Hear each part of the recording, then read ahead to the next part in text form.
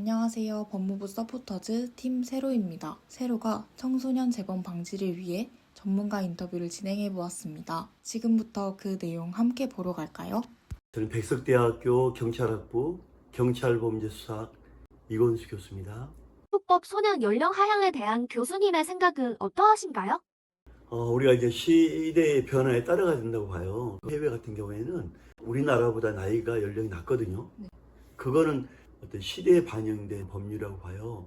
그러니까 이런 그 하향 추세에 있는 이 시대에 우리나라만 굳이 고집할 필요는 없다고 보고 있고요. 우리도 영국이나 미국 그 해외처럼 연령을 낮춰가야 된다고 보고 있고요. 저는 우리나라의 청소년들이 지금은 성장을 많이 했다. 특히 온라인이나 보고 듣는 게 우리가 생각한 것과 많이 차이가 있고 또 많이 압니다. 요즘 청소년들이 어떤 범죄에 대해서 상당히 계획적이고 치밀하고 심각할 정도로 위험에 노출되어 있거든요. 한 예로 학생들을 지속적으로 괴롭혀서 아이를 죽게 만든다든지 폭력성 범죄, 스토킹 범죄, 온라인성, 인터넷상의 그 어른들을 뺨치는 어떤 도박성 문화, 지속적으로 아이들을 중심으로 해서 서클을 만들고 약물을 팔고 있는 문화들을 보면 심각하다. 그래서 이런 여러 가지 문화나 시대나 또 범죄 양상, 재범률을 볼 때는 하향할 필요가 있다. 보는 거죠. 범죄 이력이 있는 청소년의 재범을 예방하기 위한 방안은 무엇일까요? 어린 시절에 감옥에 갔다 오면 제2의 범죄 학교다. 이런 게 있어요. 그 아이들이 거기서 좋은 걸 배우고 나오면 좋은데 오히려 나쁜 범죄만 보고 배우기 많아요.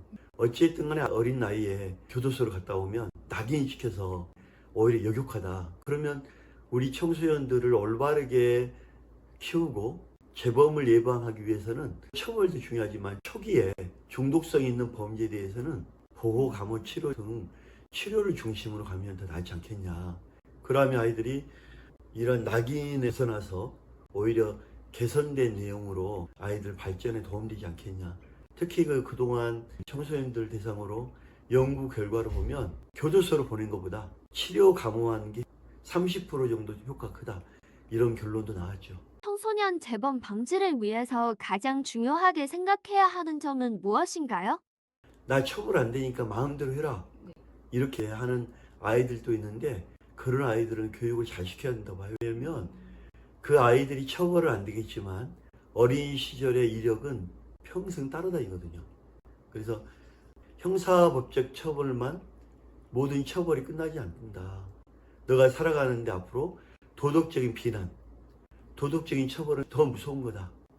형사처벌은 받고 나면 그만이지만 도덕적인 비난과 처벌은 영원히 갈 수가 있다. 아이들에게 그러한 부분을 잘 고지를 해야 되고요. 아이들이 잘못 판단하는 그런 부분에 대해서 개선할 수 있도록 또 뭐가 문제인지 그 근본 문제를 찾아서 해결해 주는 게 가장 중요하다고 봅니다. 청소년 재범 방지를 위한 관점에서 미디어의 역할에 대해 어떻게 생각하시나요?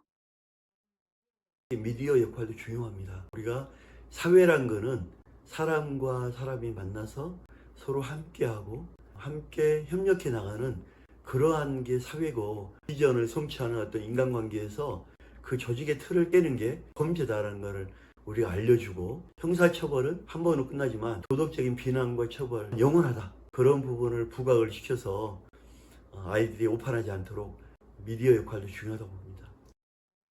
마지막으로 재범 청소년에게 하고 싶으신 말씀 한마디 부탁드립니다. 우리가 재범이란 거는 뭐냐면 중독이에요. 재미있거나 즐긴다. 이렇게 하면 그게 중독성인 거예요. 그래서 우리가 공감하는 능력이 필요합니다. 내가 아프면 남도 아프고 내가 힘들면 남도 힘든 거예요. 이제 앞으로 그 아이에게 비난만 할 게 아니라 이 사회와 국가와 이웃이 함께 노력해야 된다. 이런 말 하고 싶죠. 세로와 함께하는 청소년 재범 방지.